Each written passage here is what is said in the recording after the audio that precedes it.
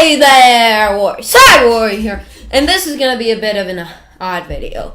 The year 2017 is wrapping up, and I thought I would go over my favorite games of the year. Now, this is not going to be a conventional, top 10 games of the year. I'm going to go into categories so that, I don't know, it'll be easier than ranking them. So let's get into it. The first category is going to be Best Action Adventure Game, and I have to honestly give it to Horizon Zero Dawn. Yes, I have not played this game in a while, but it is such an interesting adventure you go on to. It's really such an interesting adventure you go on. There's robot dinosaurs everywhere, and you can just make everything awesome, and it really is. It's just really cool, and so that gets my Best Action Adventure Game. Now, before I tell you anything more, I have to say that these are totally my opinion, and yours will definitely be different, okay? So, the next one is going to be a bit of a made-up category to me. This is the Best Casual Game, in my opinion. Now, this doesn't mean kid game. It just means, the best game to just sit back, relax, kind of turn your brain off. It's not very competitive or anything. You win, you lose. And that, honestly, has to go to Splatoon 2. Yes, you may have understood why I said it doesn't have to be the most kid game. But I really love this game, and I still play it. It's just one where you can just turn your brain off, have a lot of fun. It's not super intense. You can just chill and play it, and it's better that you can play it anywhere because that kind of makes it more casual. You don't have to sit in your high pseudo setup. You can just relax, and it's really fun. So that takes my Best Casual Game of the year. Now, let me explain to you why I'm not including one big ticket category, which is Best Overall FPS, and it's because I didn't really play any new FPSs this year. I'm kind of tired of Call of Duty because I got kind of burned by Infinite Warfare. I don't really like the Destiny formula, and Star Wars Battlefront 2 was a complete bomb. But we're actually going to move into a bit of an odd category, but one that I have a clear, definitive answer for, and that is going to be the Best Indie Game of the Year. Now, this was a tough one. There were a lot of good indie games this year. But what easily takes the cake for me is The Escapist 2. Yes, okay. The Escapist 2 easily takes it for me. It was developed by Team 17, and in my opinion, the first Escapist wasn't the best game. It was a lot of the same, but The Escapist 2 added a lot of things. It had multiple different kinds of escape routes. I'm honestly pretty good at this game. I could probably speedrun it. But really, if you haven't checked out this game, what are you doing? It is a steal, and it is by far, no contest, my favorite indie game of the year. The next one, and I know this video is going by quickly. I could never ramble on enough to really explain what these games. But the next one is going to be Best RPG. Now, we had a lot of really good RPGs this year, like Breath of the Wild, Assassin's Creed Origins, with the previously mentioned Horizon Zero Dawn. But, in my opinion, what easily takes the cake, what easily is, in my opinion, the best RPG of the year, well deserving of this title, is, say it with me, The Legend of Zelda Breath of the Wild. Now, this game is magnificent. It is tremendous. And it's actually one of the rare RPGs that I finished. Yes, as much as in denial I've been to myself, I don't finish a lot of RPGs. This is one that I actually finished. And it just proves how good of a game it is. It has some of the strategic combat as Dark Souls without being as hard. Has a bunch of unique mechanics like the glider and like the Divine Beast abilities. And I played this game by myself. You guys may not have even known that I played it, but I finished it, and wow, what a good ending it had too. And yeah, it's an amazing game.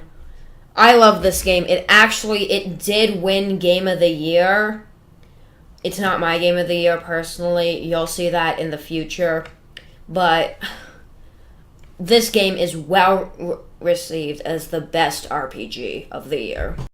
And you know, Zelda came with the launch of the Switch, and it was very hyped up and well deserved. That game is tremendous, and it had a really hyped up development cycle, and it completely, totally delivered. And that segues well into the fact that, you know, we should learn to manage our hype and, you know, learn to control it and not expect the best from really anything. And that is going to segue well into our next topic, which is the biggest disappointment of the year. Now, you guys probably see my answer to this coming from you probably saw my answer to this before you started the video. So, let me tell you. There were two games. Midsummer, there were two games I was really looking forward to that I want to save my money to buy. And they were Super Mario Odyssey and Star Wars Battlefront 2. What an abomination to gaming this game is. I was extremely excited for this, and a lot of the internet was very excited for this, but it absolutely bombed. It is full of pay-to-winness. Yes, they temporarily took it out, but it will be back. It is full of pay-to-winness, and it completely bombs. Two great Battlefront games, followed by two trash ones once the evil corporate EA took over? Whoa. Tell me that doesn't give AAA developers a bad rep. Tell me it doesn't. Now, I would steer clear of this game. There are better Star Wars games to play from smaller developers. Heck, go play the original Battlefront 2. It is way better. So, yeah. Should I start making this an annual series? This has been fun to make. Like, I actually might make this kind of video annually. And yes, I'm not gonna really ever make it a top 10 list. It just, I really don't think I could do that. But this is our second to last category, which is gonna be the biggest surprise of the year. Now, we had a lot of smash hits that came out of nowhere this year. And really, remember, these are all my opinion, the opinion of one guy. So really, any of this video, your opinion is going to be different. A lot of you probably wouldn't pick Escapist 2 as your favorite indie game, and a lot of you probably wouldn't pick Fortnite as your biggest surprise. Yes, this game, when I first heard about it, I just heard it was some paid early access tower defense zombie game. But then they decided to launch this Battle Royale mode, and it absolutely blew up. This game came out of nowhere, and good job, Epic Games. You did good here, really. Fortnite is a fun game, and and it's really, I don't know. It came out of nowhere, but it's a really good game. So you are well deserving of my biggest surprise of the year. I said last time that that was our second to last one. What topic haven't we covered yet? Oh, that one? My game of the year! Yes. Oh, yes. There have been so many great games this year, and really, any of the ones that I've just listed could be contenders. My game of the year was honestly no issue. I love this game, and it probably isn't a lot of your game of the years, but it sure as heck is mine, and that is PlayerUnknown's Battlegrounds. Yes, it is an early access game where you jump in on an island and shoot each other up. It is so fun.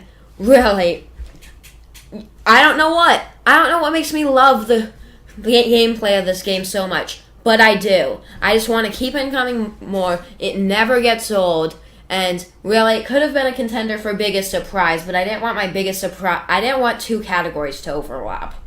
So, PUBG is awesome. I was so skeptical of that game when I first got it. I wanted to get on sale, but it has never gone under $30. But it is an awesome $30 purchase, and this game is amazing. So yeah, I hope you enjoyed this video, guys. It's a bit of a weird one. If you want me to make this an annual series, then leave a like or leave a comment down below. Also, leave your best games of the year down below. I'd love to hear, and if this becomes an annual series, see you next year.